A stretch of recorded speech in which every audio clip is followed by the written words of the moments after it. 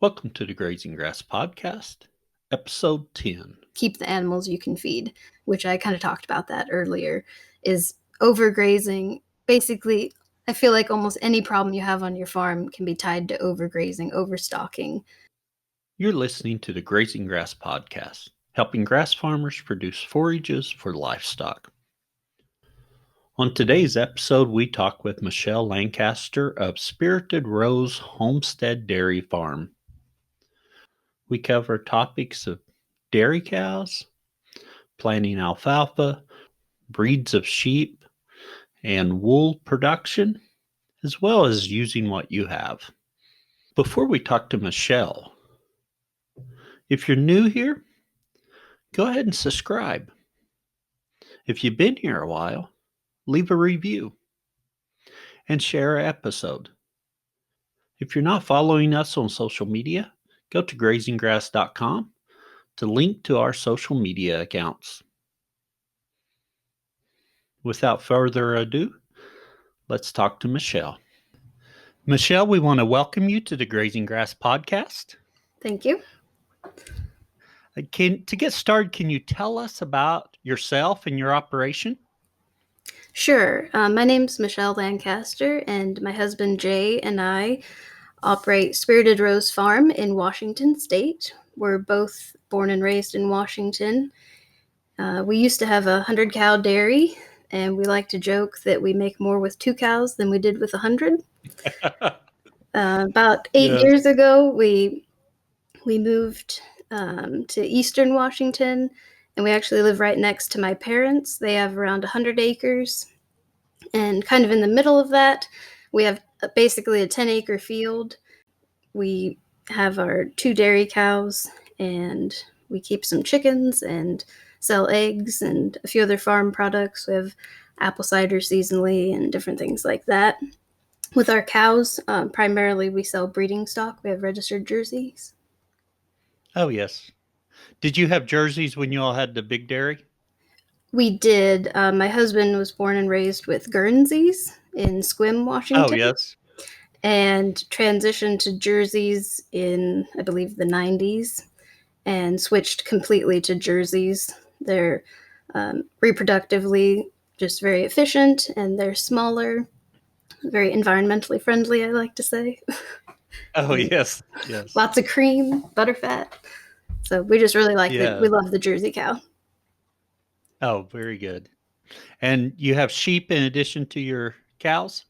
We do, yes. So a few years, about 6 years ago, we decided to get some sheep. I wanted something that I could work with that was my size. I can pretty much do everything on my own if I need to. And so we shear our sheep, and we've butchered some, and they're registered border lesters. So we also sell some breeding stock there. And they actually really help out with the pasture, which we can talk about later. They are very complementary to the dairy cows. Very good. Tell us a little bit more about your climate there in Eastern Washington. It's dry.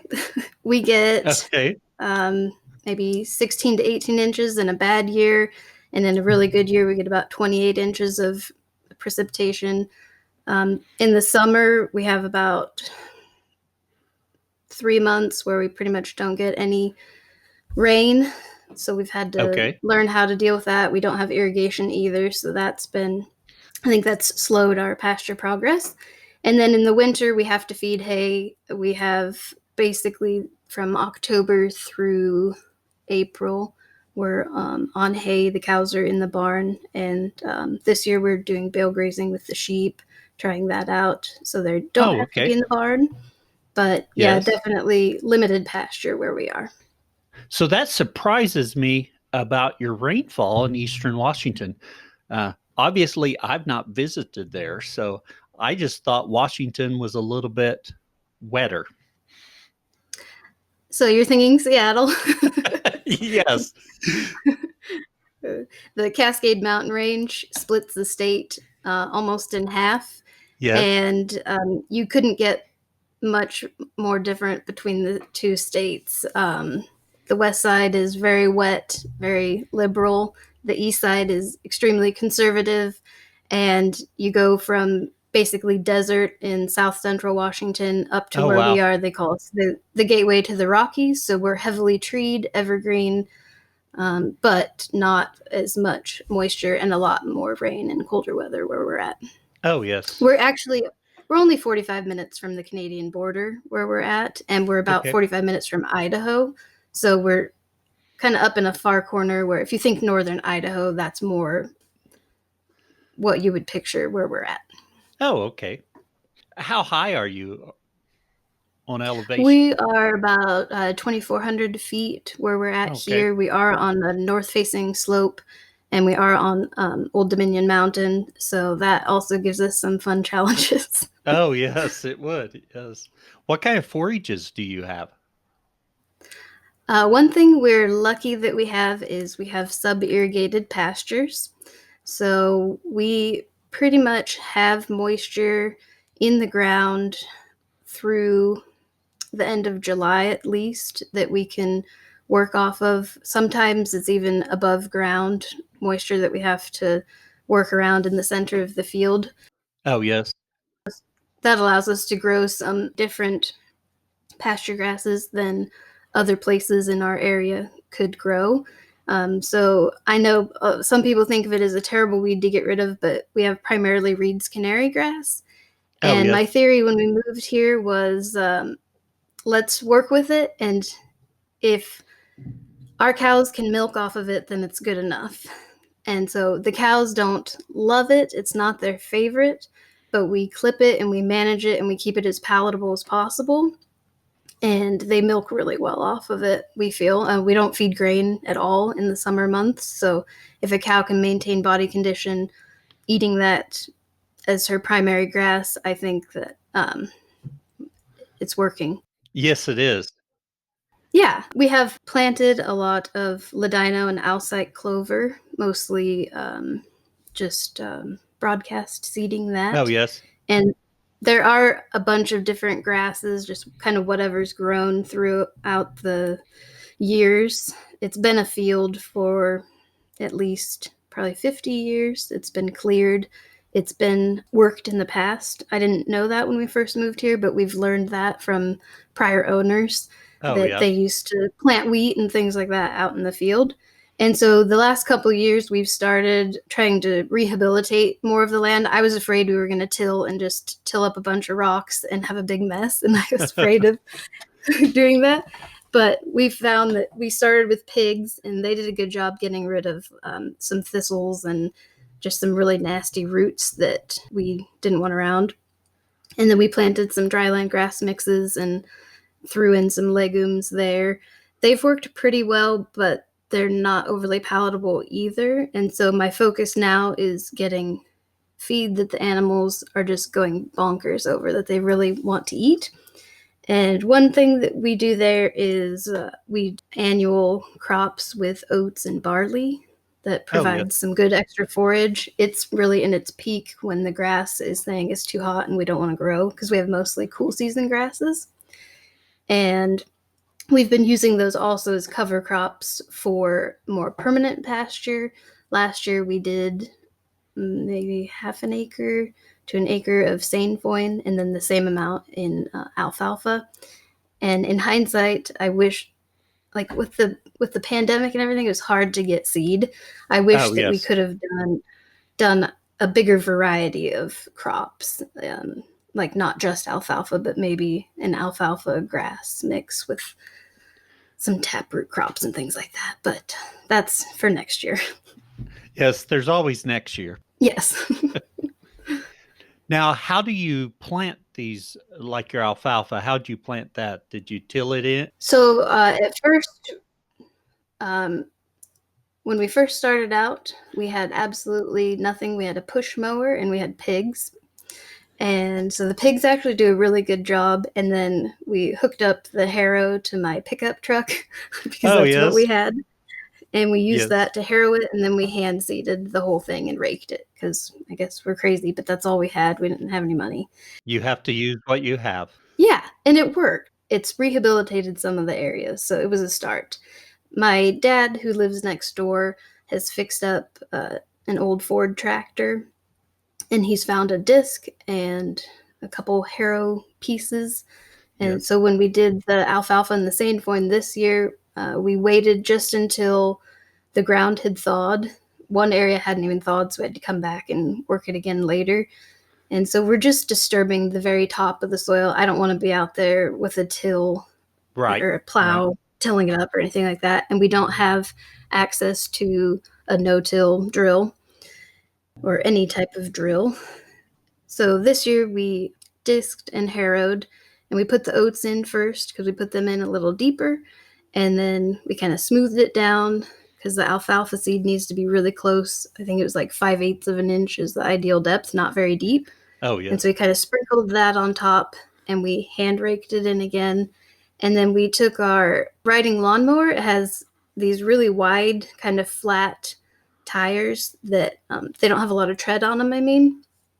And so it was perfect. We just ran over the top of the ground a few times, and the mower did a good job of packing it because they say you want to pack the ground. So we're thinking, what do we have for a packing tool? We thought we're just going to use the mower. And it worked really well. We got a really good take on the alfalfa. And I'm not sure on the sainfoin. They say it takes 2 years to really let it come up.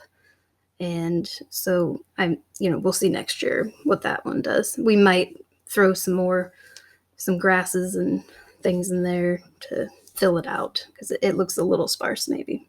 On your alfalfa, were you able to graze it some this year?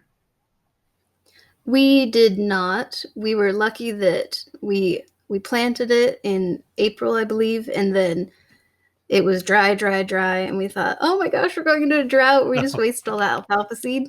And then I don't remember because it's a while ago, but I believe we got 6 or 7 inches of rain in June and July, which is very unusual for us. But I thought, oh my gosh, that's perfect. Oh, yes. So the alfalfa ended up getting lots of moisture, and then it dried out. And so I was worried about pasturing it and damaging it. So we left the alfalfa alone. We didn't touch it. And we left the oats alone that were in the alfalfa as a cover crop. And I was happy that we did that because come like August, early September, we had no moisture for probably 2 good months, and things dry out really fast here. We dug a new standpipe, and you go down 3 feet, and it's just talcum powder. So I was glad that we didn't pasture it. And just looking through the oats, I could see that the alfalfa had come up and was just like in the pre-bloom stage before we had frosts. So I feel like that was probably a good stage to leave it in. Oh, yes. So I was glad that we didn't pasture it. I don't know if that was right or wrong. We'll find out. Yes, I hope it does really well for you next year. Thank you. We hope so too. So on your other pasture and your alfalfa, what's your plan and how have you been utilizing that with the livestock? Do you mean just like our regular pasture? Yes. So are you rotating your cows through it? Are you moving them often? How often? It varies in the season. So we have the very first thing we did when we moved, we didn't even have the cows here yet. We put in rotational paddocks because that's what we had on our large dairy, and we really liked it. And we feel like you get a lot more feed and you have a lot more control over where the animals are pasturing. And so we put an alley in. And so we have a permanent alley that's been there these 8 years that the cows walk back and forth from the paddocks.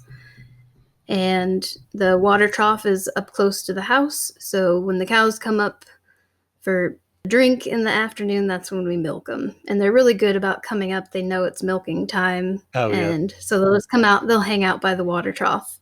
And some people don't like that aspect of rotational pasturing, that they can hang out up there, but we do just because it makes it work out really well for milking time. And that's in the summer. In the winter, they're in the barn, and then they come down to be milked. And so I think last year we had 8 or 9 large paddocks. And then from there, I've divided them up into smaller paddocks. I like what we do with the sheep better. I haven't figured out a way how to do that with the dairy cows. The nice thing about the sheep is they don't drink hardly any water. they get most of their moisture from the grasses. And so a little tiny trough, I can have them out in a spot and move them around, and I'm not having to lug water out there or move hoses very often. And they're in the electric netting, so I can literally take them anywhere on our plot and say, ladies, you're stuck here, eat, work this down. Yeah. And, which is really good because the Reed's canary grass grows like crazy. And so I can force the sheep to stay there for, 3 to 5 days usually in a pen, and then move them along. And the regrowth is really nice for the dairy cows. And I'm still trying to figure out, usually the cows move the paddocks each day. And as far as parasite control, that's not a very good method. And even for regrowth, it's not a perfect method. It's better than not rotationally grazing at all. Right. And this year, with the moisture that we got in the spring, we were able to pasture and rotate a lot more than we were in dry years, which was nice. So the cows get to go through each of the paddocks several times, and we are able to block them off. So like each paddock, I can turn that into maybe 3 paddocks, and I haven't done the math on it, but my goal is eventually to have maybe the equivalent of 30 paddocks or something, so that we can rotate them through and not have to come back. Cows, parasite-wise, we're a dry enough climate, and now that the cows are, one's almost 3, and then the other one is 4 and 4.5. And so they're getting older now to where parasites aren't much of an issue for them. And with the sheep, we can move them as fast as we want to. And then fun thing is we have just the right amount of sheep that they pasture pretty much everywhere in the pasture once per season. So they never have to go back to a spot. And I haven't dewormed them now since, I believe, January of 2018. So very nice. I've been pretty excited about that. Yes. They're just very healthy. Well, good. On your fencing, you used the electro net for your sheep. Yes. What did you make your paddocks out of? Well, that's kind of a funny story. When we were starting that, we were putting up our exterior fence, and the neighbor came over and he goes, "Oh, what are you trying to keep in? You've got one strand of electric. What do you think is going to stay in that?" And we said, "Well, our dairy cows." And he laughed at us and he walked away, and he just, ha, ha, ha, ha, ha, ha. No animal's going to stay in one strand of electric netting. Oh, yeah. Well, they're dairy cows. They don't want to go anywhere. And one thing you learn with them is, if the cows get out, you don't chase them. A few seconds later, they're going to come running back and be like, "Oh no, what happened? We need to come home. We're afraid." They're pretty chicken. So they're not trying to get out. We don't keep a bull. We do AI. So we don't have too many concerns like that. We don't have a lot of neighbors with bulls. And if they do, we can just push them out and close the gate. And we've never had an issue with a cow getting bred by a neighbor bull or anything like that. Oh, yeah. And we're off the road. We're protected. We're not next to a major highway. We're a mile from the highway. Oh, yeah. So we've had the cows get out on the county road a couple times, but they just wander back, and people are good. Yeah. And that's more just they get out of their permanent paddock in the wintertime sometimes because the snow gets high, and then they're insulated and they don't get shocked by the electric. Oh, yes. And they learn that after a while. But out in the pasture, that's just in the summertime. And so everything is single strand electric. We have T-posts and some wooden posts for the exterior fences. And then the whole interior, we've been moving to just those little rebar posts. Oh, yes. They're 3 or 4 feet long, and they're pretty easy to move. And so when I'm out there having to mow or do anything, it's nice to be able to move those. And then during the season, if a particular area is starting to get a little overgrazed, I can just bump the fence over. It's very hilly and uneven, so I can't use those roller where you can roll your fence line. I'd love to have those, but it wouldn't be practical here. Yes.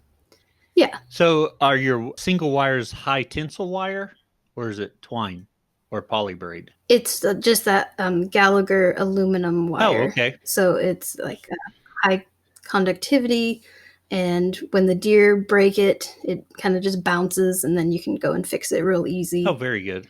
It's very low tech. What matters is that it works. It does. It works very well. Yes.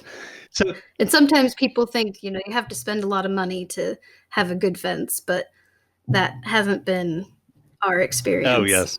And we're lucky where we're at too. We have kind of natural fences and trees around us, but yeah, simple is sometimes best. On your electric fence, what kind of energizer are you running? Oh, that's an interesting question. It's just a Gallagher. We like Gallagher.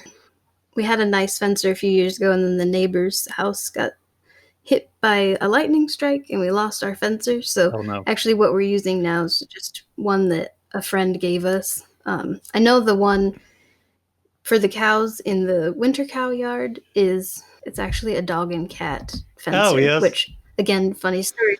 The guy at the feed store, I said, "Do you think this would keep a cow in? I mean, it's just a small dry lot." And he laughed at me. "No, that's for dogs and cats. They never keep a cow in." It keeps the cows in. They do great. Well, very good.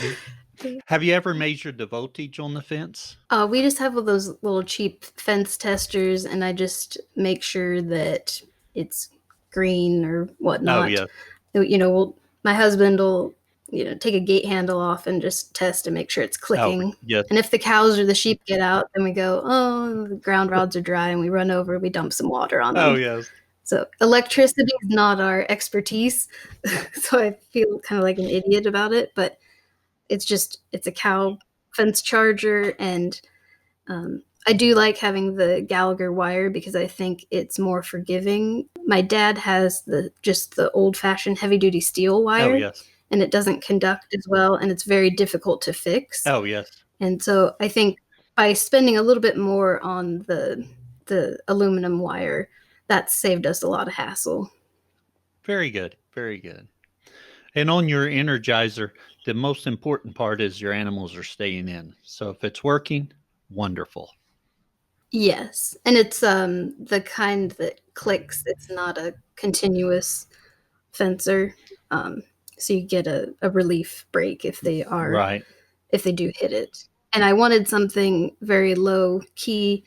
I don't want somebody coming out. We have people coming out to the farm every day. I don't want some kid to wander up to it and get killed by an electric fencer. They give you that warning when you get the electric netting for the sheep that a child touched his head on this and died. And so I thought, well, I don't want anything like that. I want as Right. low as possible that keeps the cows in, and that's pretty much what we've tried to do. Yes.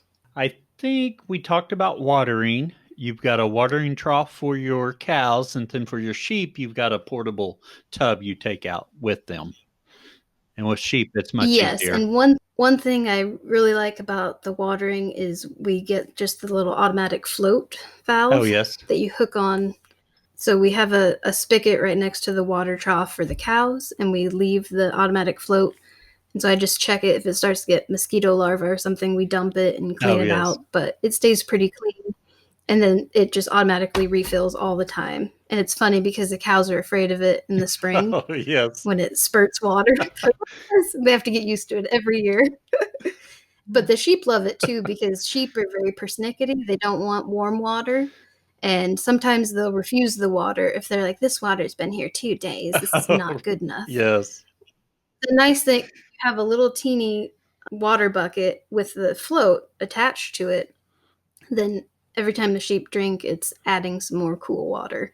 And I think that their water intake is better that way. Oh, yes. Another question is about your breeds. Now, we talked about your Jersey cows, but your sheep, why did you settle on your breed there? And I'm trying to think what breed of sheep you have. Yes, it's hard to pronounce. It's Border Leicester. Border They're an Leicester. English breed. Are they the Yes. ones with a wool, but their head is pretty well no wool on their head? So yes, that's one thing we love about them. They're called clean-headed Oh, and okay. clean-legged. I got a Romney when we first started out, and trying to shear her legs and shear around her eyes, that'll about give you a heart Oh, attack. yes. I get the scissors out because I'm just afraid I'm going to cut her eye or something. And then on the legs, they get so gummy. Oh, they're horrible. Oh, The Border yes. Leicester is very clean, but they do have belly wool. We got a California Red, and she didn't have belly wool, and the flies were just killing her all summer. And so she would lay down and eat pasture, and then get up and move and lay down and eat pasture because the flies were Oh, bothering yes. her. The Border Leicester, they don't have that problem. They have belly wool. So it's funny little things like that. We started out with a bunch of different breeds, and The Icelandic were too skittish for us and too small. Oh, yeah. They didn't quite have a marketable size carcass for us. And nothing was purebred in the area. And we're not snobs about that, but we love genetics. We love to what's this ram going to do with this ewe, and will the fleece be better? Will the carcass be better? So we just like having a little more control over that. And Oh, with yes. purebred animals, you know the genetics. So same with our jerseys. I kind of know pretty much what I'm going to get by how we made them. Oh, yes. And the border Leicesters are also probably one of the biggest things. They're a great people use them for crossbreeding all the time because they're really an all-purpose kind of a breed. They put pretty equal emphasis on the fiber and the conformation. And so you can show them as a meat animal or you can show them as a fiber animal. And a lot of breeds are only one or the other. Oh, yes. So if you get a Suffolk, that's a meat breed. The wool is not utilized by most people. Whereas if you get a Shetland, they don't have any meat on them. Oh, yes. They're tiny, but they have beautiful fiber. And so with the border Leicester, we can get both. If somebody, like this year, again, back to the pandemic, but we sold a ton of sheep, and I wish we had more because people nicely, they wanted breeding stock this year, but they want to start raising their own animals and having their own meat supply. They can do that with the breed that we have. I'm not just marketing to hand spinners or Oh, yes. People that want the fiber to process. And they're really good mothers. Some breeds, they just don't know what they're doing, or you just hear about it. But if you're a shepherd, you have to live out with the sheep all during lambing season. And we did that with pigs, and that's why we stopped having pigs, because we couldn't stand the farrowing time. Oh, yes. Well, with the border Leicester, she cries for a minute, she has her lamb, and they're 9 to 10 pounds up to, we had one that was 17 pounds, poor you. And they have singles or twins, and they pretty much never have triplets.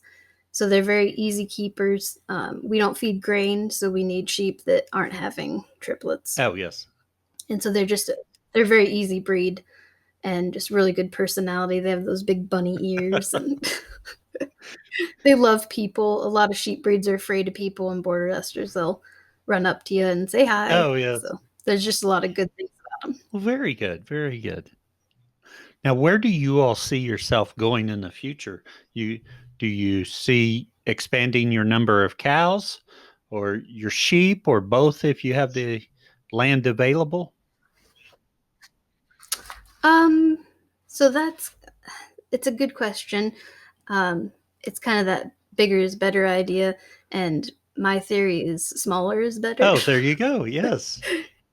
Everybody wants to expand. And when we first moved here, we had 6 cows.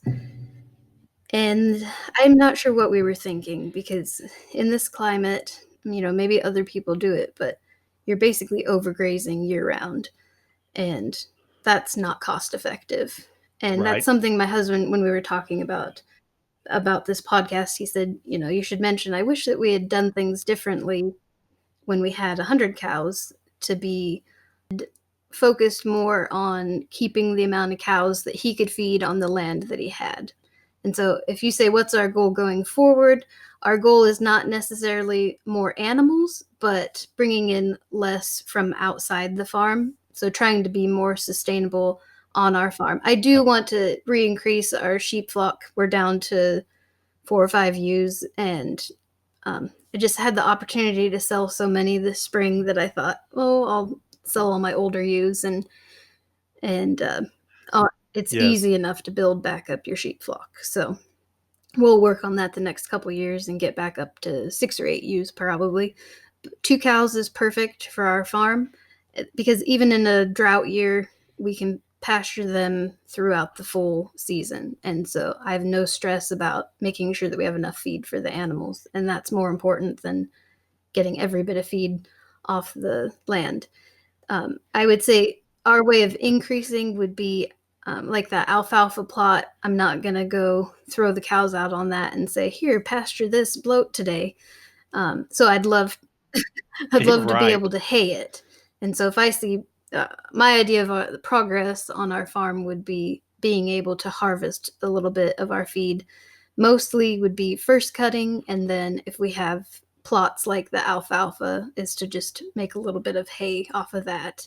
And then the first cutting reed canary grass just to get some of that initial growth off of there.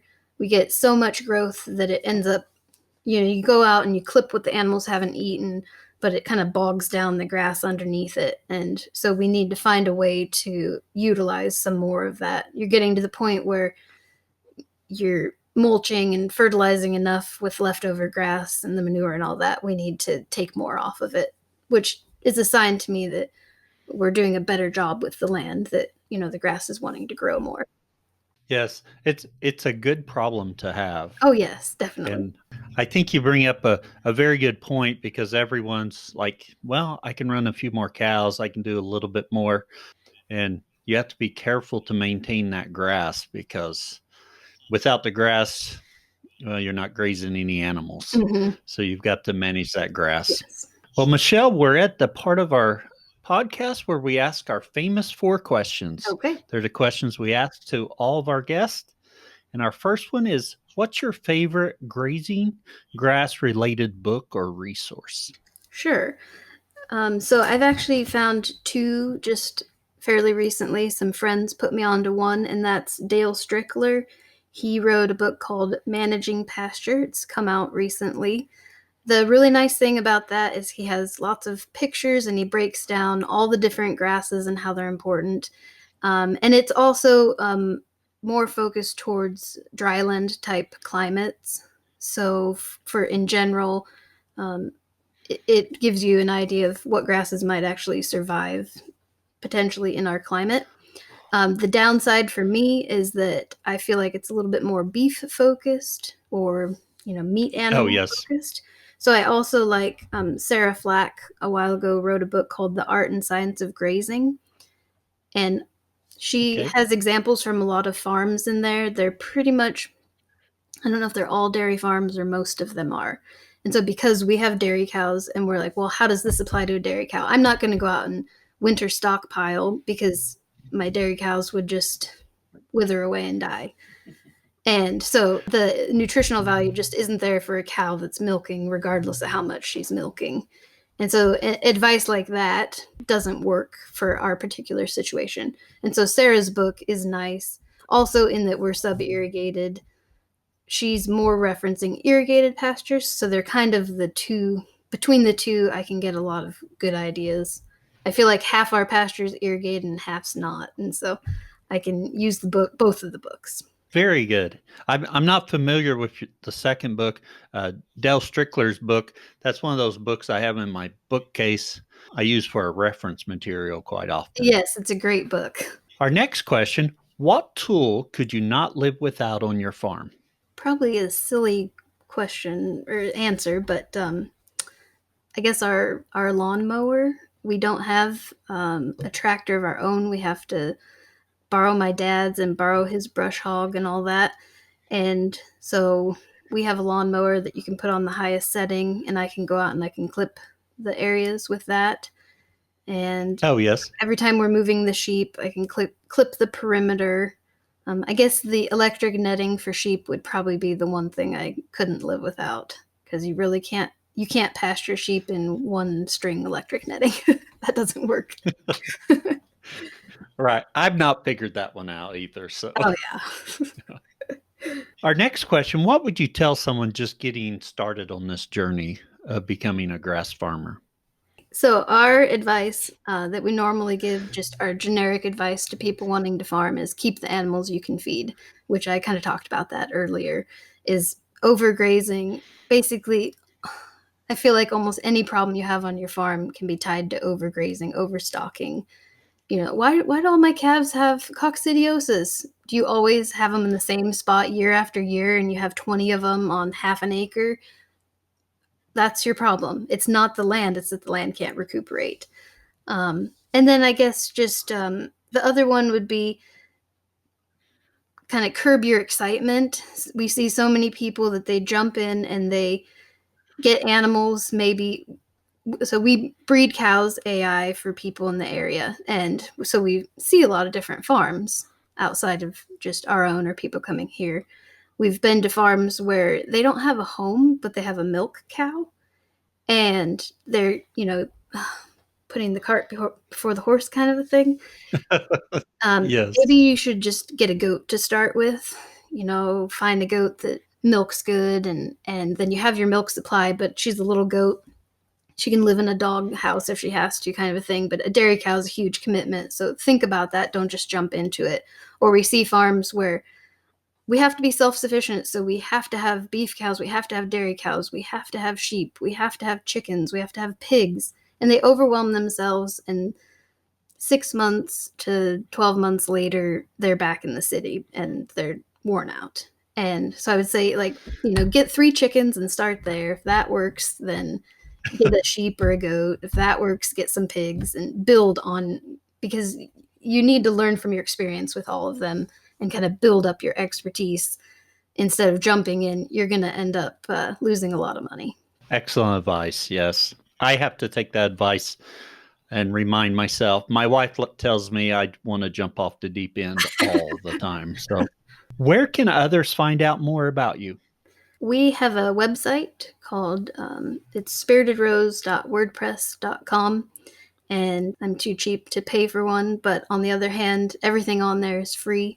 My husband's been milking cows since he was about 14 years old, and when I met him, I thought, oh my gosh, you have all this knowledge, and people could really benefit from this.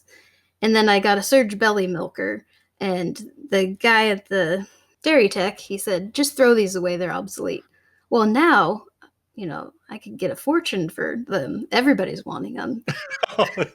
Yes. Well, at the time when I first got one, you couldn't find information anywhere about fixing them up or anything. And so I had to just learn all that. And so I thought, I'm going to start a website. So spiritedrose.wordpress.com. And then we just published our very first book. We just self-published it. And you can very nice. get that through our website as well. We will post links to that in our show notes. All right. Thank you. Well, Michelle, we really appreciate you coming on here and talking with us today. Thank you for having us. It's been fun. You just listened to the Grazing Grass Podcast, helping grass farmers produce forages for livestock. Until next time, keep grazing.